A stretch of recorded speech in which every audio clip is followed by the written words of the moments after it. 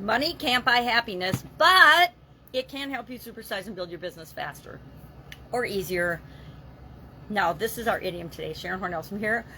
Today, our idiom is money can't buy happiness. I actually really like this idiom because it reminds me and all of us that money is an amplifier. It just amplifies what already exists. This idiom's been around since the 1750s and is attributed to Jean-Jacques Rousseau. He used it in a collection of idioms and proverbs and saying. It's actually a proverb, and it says money can buy everything but morality and citizens. That was one of the earliest versions of this, and I guess we could argue that whether it's true or not, money seems to be able to buy a whole lot of things and a whole lot of people's loyalty, at least based on our own personal experiences. But this idiom reminds us that we can have all the money in the world, but it won't help us to avoid death. It won't help us. Think Steve Jobs. Steve Jobs was very, very ill. He had billions of dollars, yet he still passed away and died. Just like all of us are going to. Newsflash, all of us are going to die someday. Money can help lubricate things and help things move along more quickly, but that doesn't mean we're going to be happy. I think, and we need to remember and think back to our own personal experiences. And you may never have been super duper rich and had all the money you needed so that you didn't have to worry about everyday things. But I've been both. I've been rich and I've been broke. And broke, when you're broke, when you don't have enough resources or access to resources, you always do, but a lot of times we feel like we don't.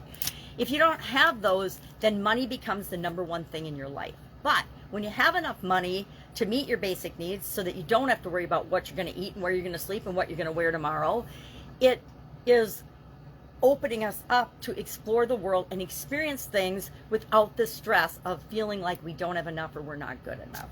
So this idiom is terrific in that it reminds us that money and material things aren't everything, and we need to balance the achievement of those things with our internal and other areas and aspects of our life, with our relationships, with our how we serve other people, how we show up in the world, our personal development and growth, how we feel about ourselves, and what kind of a human being we are. We need to balance it with the experiences that we have, because really, when we check out, and I can say this from personal experience because I checked out in 2010 for just a little while, because I'm obviously here talking to you, but I did have a sudden cardiac arrest and died and was revived and frozen for a week or so and in a coma. So I know that the only thing we get to take with us is the experiences and the lessons that we learned here. So live every moment to the fullest and learn what you can and realize that money isn't everything. I know people that money is their number one priority and money is everything. And they are some of the most miserable people I have ever met. And I actually feel sorry for them because they don't understand that we create the life we want. We get what we expect out of life.